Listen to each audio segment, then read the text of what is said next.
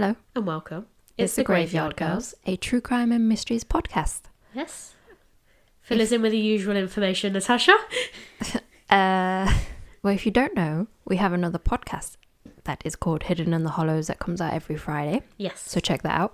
It's just weird. That's what we'll say about that. We're going with. Yeah, we can't plug it because we're shit at that stuff. The only other thing you could add that, we're going to do 13 episodes for the first series. Yes. See how it goes. If you like it, we'll do some more. Yeah. I think that's all you can really say about that. Yeah, it's just strange.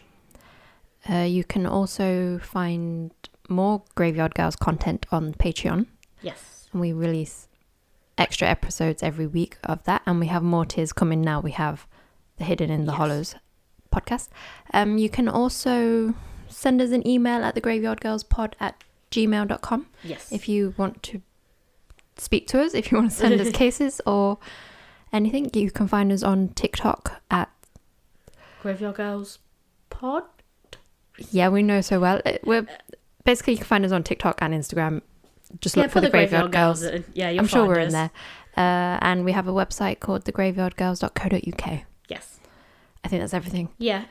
Anything that's changing, obviously, we've made a few changes to the schedule recently, so everything's all on Instagram. Yes. You're a bit unsure. But yeah, other than that, I think that's everything. I think so. But yeah, so might as well jump into my case then. Yeah. Got a good mystery for you today. It's kind of a science mystery, a bit of a medical mystery, but it's also a bit of history thrown in. There's a death, and seeing as it's like Christmas week now, well, it's not Christmas week for us yet, but this will be Christmas week. It's not a Christmas case, it just happened at Christmas time, so I've made it Christmassy in a weird way. Okay. So this is the mystery of human combustion. Human combustion. Yeah, so human combustion, not as in like you fart a bit too hard and you explode, as in like your whole body sets on fire and you melt away. Yeah, that scares me. Yeah, there's not many cases of it. But I'm scared of it. Yes, and this case that I'm going to present to you today is not the only case of it. However, this is one particular case. Okay. So I'm going to start off with the case about this lady, and then I'm going to look at human combustion as a whole, and then I'll sort of bring it back to the case at the end. Okay. So this started off when a farmhand named John Larson decided to spend Christmas of 1885 with his employers. Now, his employers were an elderly couple named Patrick and Matilda Rooney. They lived just outside Illinois, and on the evening before the event, they'd had a few drinks in the evening and then went up to bed. So Christmas time, this is Christmas Eve. So, you know, get ready for Christmas. I feel like drinks is quite normal for the time of year. Yeah. So I feel like they're probably quite a friendly couple. He's obviously worked for them for a long time. I feel like maybe he's on his own. Maybe they invited him over for spread a bit of Christmas joy. That's nice of them. It is nice. So John then would briefly wake in the middle of the night coughing. However, he didn't think too much of it and went back to sleep. It was then when John woke on Christmas morning that there was traces of soot on his pillow. Oh no. I was a bit confused about this because at first I was thinking, like, is he sleeping near a chimney? Like, how does just a random pile of soot get on your pillow? He was visited by a Christmas ghost. Oh, okay. Yeah. So yeah, I was a little bit confused about this and I couldn't really find my answers exactly. So I'm not sure if it was just there was a bit of staining on the pillow or if it was actually a pile of soot. I couldn't clear that up, so I can't answer your question if that were your question. Okay. So he then went downstairs and would be shocked by what he would find. First of all, he would find Patrick dead in the bedroom. Okay. Now, I was also a bit confused about this because I was like, why is Patrick downstairs? But then I was also thinking, the time in the house, the chances are either Patrick was quite old and was struggling with his mobility, so they'd made a bedroom downstairs for him to sleep in, or the house was very small anyway, there was only one room upstairs, so he maybe slept in a room downstairs so the guests could have the bed upstairs. So one of the two, I'm guessing. Yeah. Obviously that wasn't a very nice discovery. No, not a nice Christmas gift. Definitely not. But it's not going to get any better because Matilda was nowhere to be found. Oh no. So John then wandered into the kitchen and he found a large blackened hole in the floor. Okay. I think you might know where this is going. Yes. Alongside it was a pile of charred remains and of what looked like a human foot. It's always a foot. Just a foot. It's always a single foot. It's not even both feet, just one. It's always a foot. Along with that was a pile of ash as well as some greasy residue. Oh. But I don't know exactly what that is. It just The said... humankind. Well, yeah, okay. But I didn't know if it meant like it was shiny or like there was like a puddle of like oily stuff or what, or was it just like got a greasy tint to it in the ash? You know what I mean? Yeah. I didn't know if it was dusty or a bit wet. It's probably wet. So, obviously, as I'm sure you're very much aware, that would end up being the remains of Matilda Rooney. It would appear she was the victim of a spontaneous human combustion. Other than the spot at which the ashes lay, there was no other sign of fire damage, so the rest of the kitchen is untouched. Not any sign of a fire.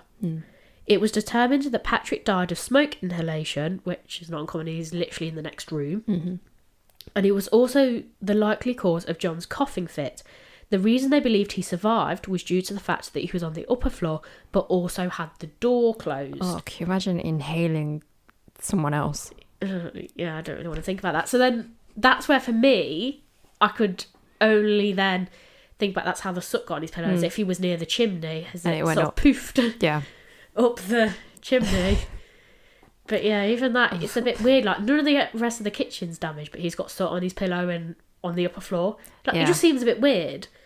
So I don't know. It's still a bit... It doesn't really make much sense to me. There's a few questions, I think. But I think that's just human combustion. It's weird. Yeah. And probably why it's remained unsolved. So initially, there was speculation that John could have murdered them. However, this seemed impossible for him, as where the fire was started, there was no other damage in the rest of the room. And also, the most important one, he had no motive. So it's not like they were on bad terms. Everything was paid up. He wasn't in any financial difficulty. There didn't seem to be... It seemed like they'd always got along. So what would the reason be? I know people kill for unknown reasons, but it seemed highly unlikely that all the typical motives, he didn't have any of those. So also, why would you climb back in bed and stay there? Would be my question. Would you not peg it and do a runner after you've killed them? Exactly. If I've murdered someone... Yeah, like why would you leave her foot there as well? Yeah, you'd clean the whole lot up, wouldn't you? You'd be like, she disappeared. Yeah. Oh no, her foot's still there. I forgot that bit. It's just, but you know what I mean? Like, he obviously didn't do it in the house. If he was going to murder, he couldn't have done it in the house because nothing else in the house was damaged apart from poor Patrick, who's died from smoke inhalation. So I don't know. It's weird because you think of she's left no mark in the kitchen, but he somehow managed to suffocate Patrick with her own fumes. It's just. But smoke. Not kill John? Like I said, he's upstairs. It's just, to me, I feel like even then, I don't know, if it's managed to still make soot on the way upstairs, why is the whole room not covered in soot and smoke? Do you know what I mean? It just almost seemed like the kitchen was quite untouched. So obviously, as a result of this, it would start a local legend that Matilda had suffered divine retribution for daring to drink too much on Christmas Eve. Oh no. I know. Bad, isn't it? What the hell? So, why would that... okay, yes. Sorry. It's all right. Yeah, I think it was just a thing of the time from what I can work out. Excessive drinking, especially in women, was a bad thing, I think. I mean, everything's a bad thing if you're a woman at a certain time in the world. But yeah, so everyone that's no one could explain it, and obviously science wasn't that advanced then, so I think it must be God and some divine thing that's done it. To be fair, I still don't think they're very sure how it works. No, they're not. Yes. That's basically what. Yeah. Basically, I'm going to look into a little bit now into human combustion, and then I'm going to relate it back to the case at the end. Okay. So, descriptions of spontaneous human combustion date back to the 17th century, with a large number of cases recorded in the 19th century and just a handful in the 20th and the 21st. Altogether, there are believed to be a few hundred cases of human combustion, which is quite a lot. Yeah, it's weird because I always wonder, like, when you get a little bit too hot, are you like, oh no.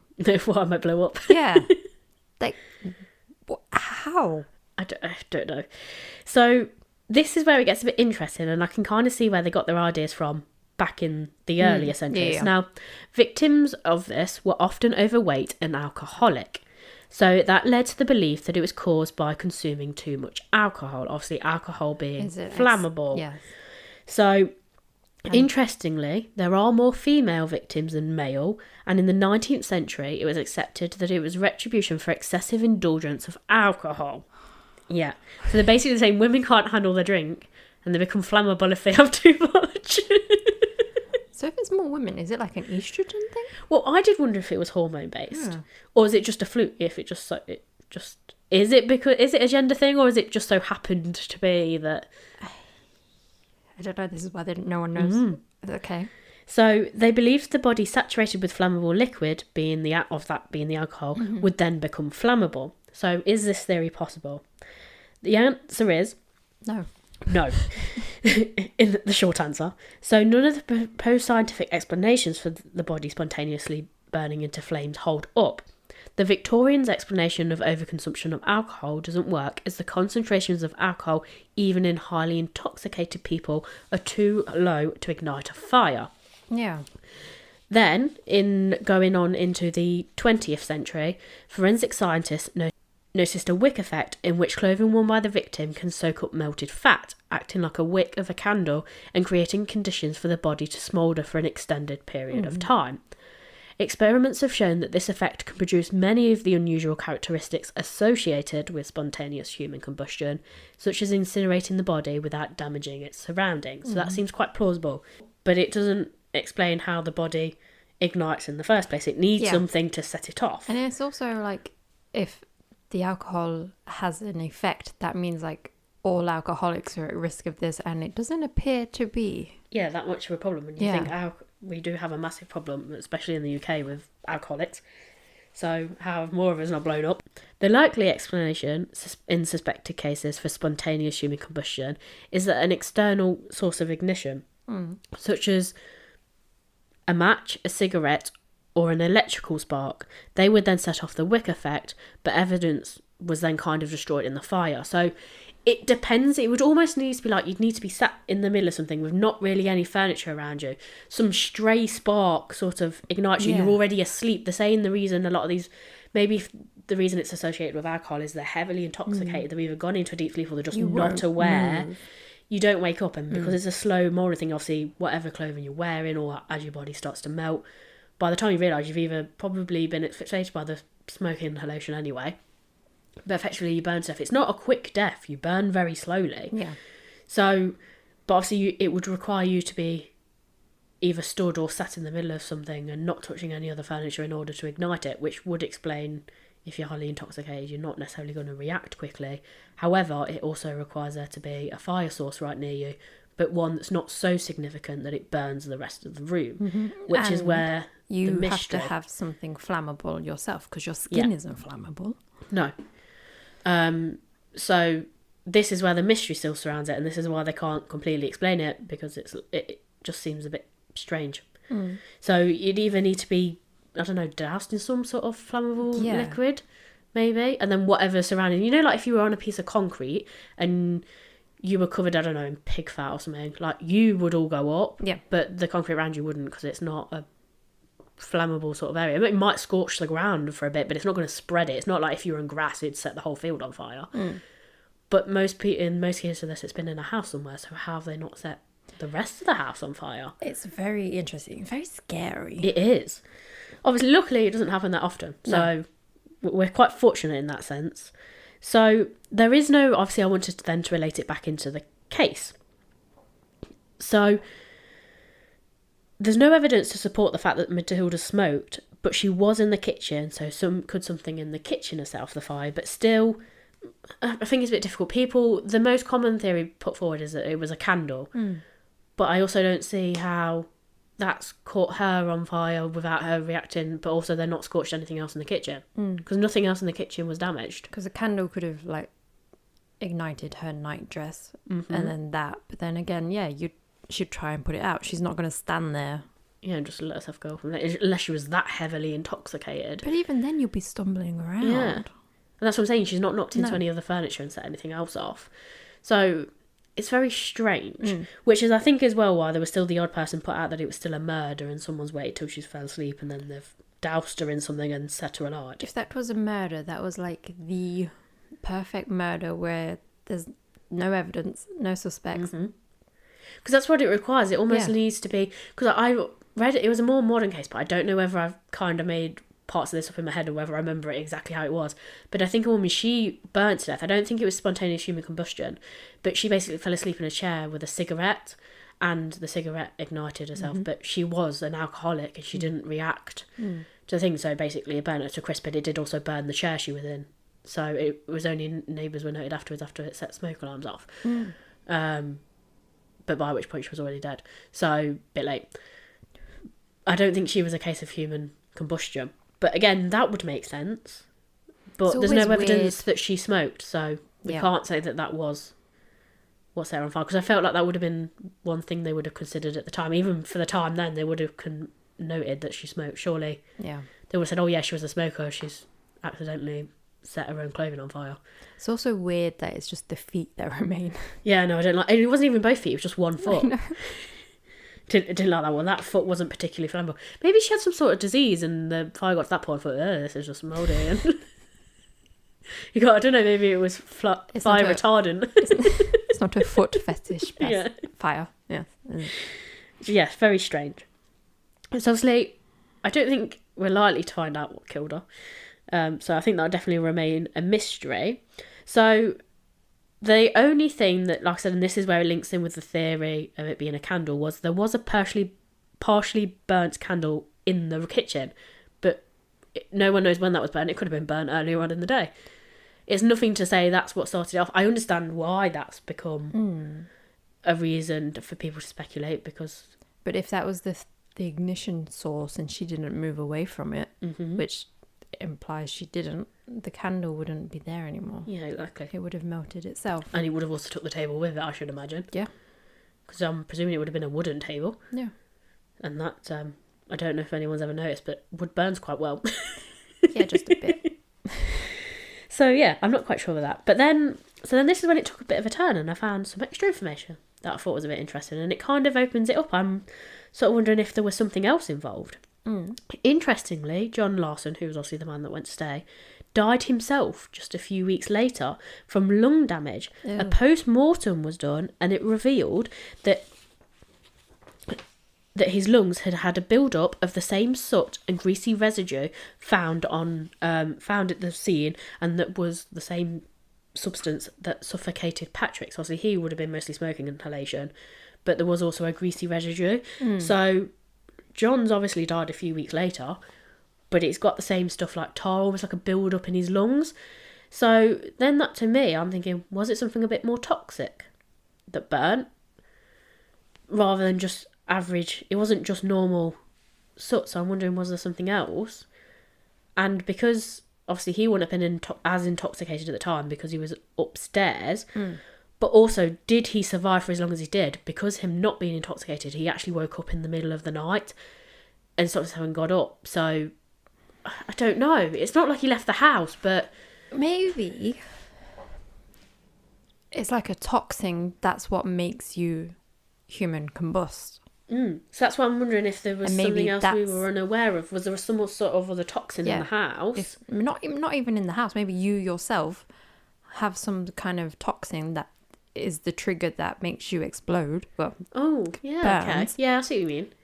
Other people inhale it.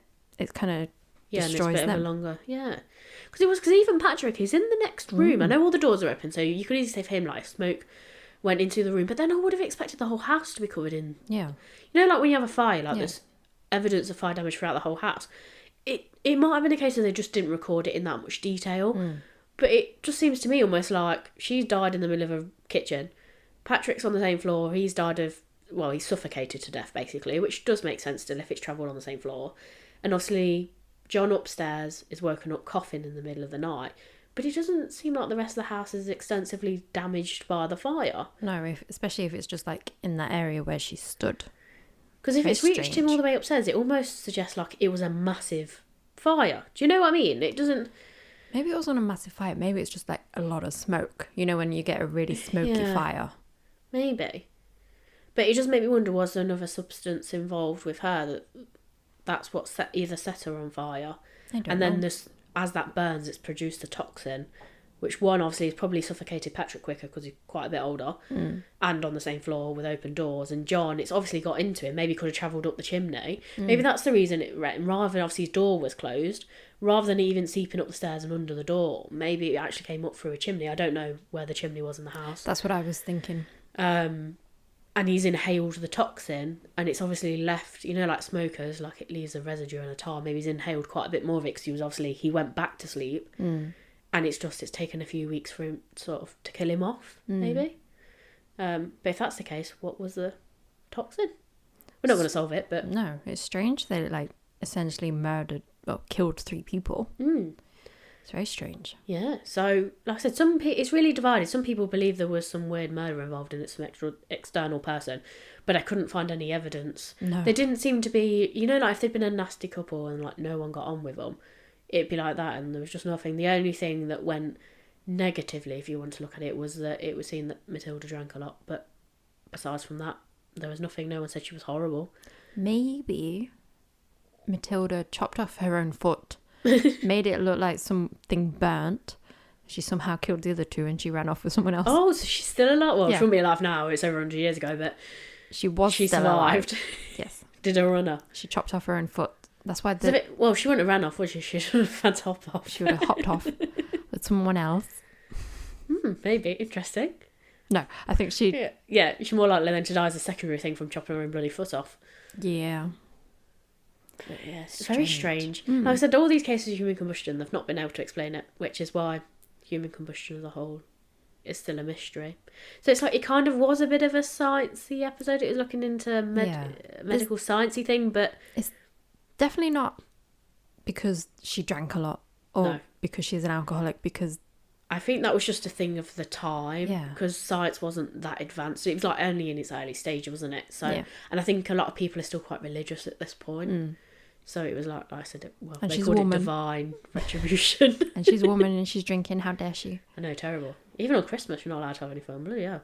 It's like, what was the time? Was it Cromwell that banned everything? That when we had the Charles before the Restoration, and you couldn't have anything, everything was sinful. You couldn't have any fun. Oh my God. I don't know. I'm sure it was after Charles I, after he was either bumped off or died. I can't remember. And then I'm sure it was Cromwell or someone. And basically they took over, but they made everything sinful. Like was it Puritans? I think I know what you're on about, but there's also a part of me that doesn't know what you're on about because I've forgotten everything. But I'm thinking because I remember watching a thing about it, and they're like everything was sinful, even at Christmas. Like you couldn't have fun. Just nothing was allowed to be fun. This is what I feel like it was for women still at this point. Oh, yeah. Everything was sinful. Yes, it is, Amelia. So bad. It's a miracle we survived all this time, to be fair, with all the sinful things we've done over the years. Like, how have we survived if it's so sinful? Why hasn't God just killed off all the women? Barely surviving.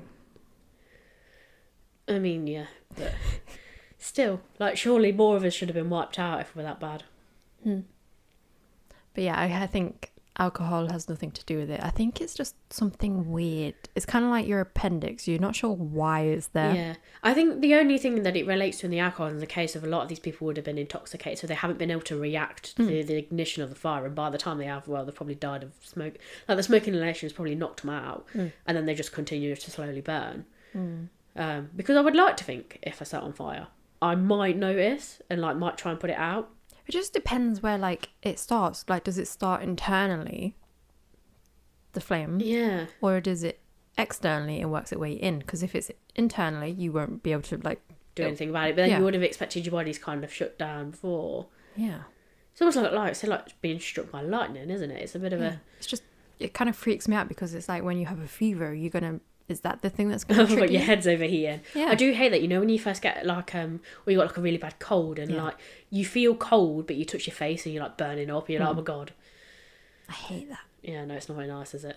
That's what I always kind of imagine what starts a human combustion. I don't know. So you're burning inside out. I just more think of it maybe wearing quite clothing that's quite flammable and like a spot or I can easily imagine, I do understand the candle theory, I just don't get the whole how it didn't ignite the rest of the room. But imagine if you were that heavily intoxicated, you were literally passed out, or you're on drugs, whatever you want to look at it as, and say, I don't know, like your hair catches fire and then it gets onto your t-shirt that's quite flammable.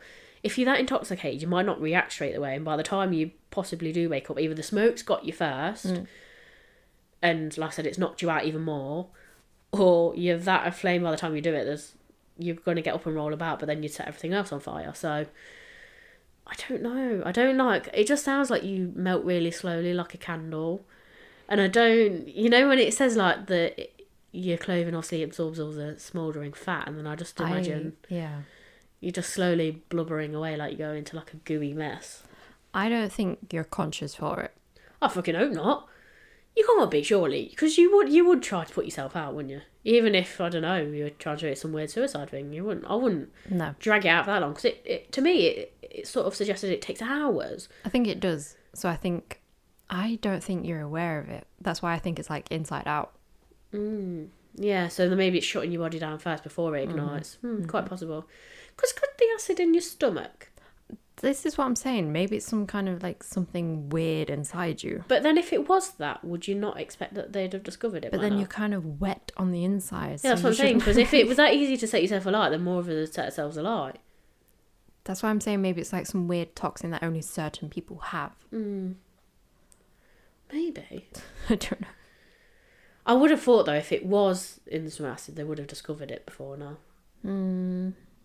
Unless you like really hot dinner. When you swallow food and it's too hot and it burns down your throat. Maybe it's like a weird combination of things. Maybe you need certain, like, the right type of things. Yeah. It's a bit of a fluke thing. Yeah, maybe. Very strange. It sounds like it should burn from the inside out, but I do feel like it's more than likely something external. I just can't explain how you then don't set anything else on fire. Unless you're in a room, like I said, or somewhere earlier, like outdoors and on a concrete flooring, that the other materials around you aren't that flammable. I don't know. It's a strange one. Like you said, we'll never know what it is. No, we won't. So I thought that was a good Christmas mystery for you. And with the amount of food that people are going to consume over the next few days, I feel like a lot of us might feel like we might combust. Yeah. So I thought it was an appropriate episode. Hopefully none of you do. Hopefully none of you do, because one, we'd like you to come back and listen to more episodes. And two, would that make us responsible for people's deaths? No? Because we... Yeah, but what if they've listened to this and like...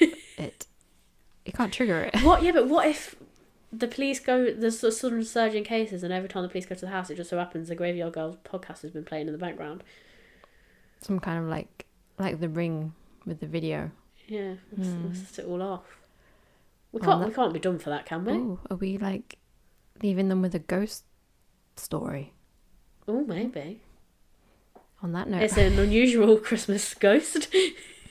Hey, ghosts. A fiery one, an angry one. Ghost stories at Christmas are normal. Yeah, I suppose.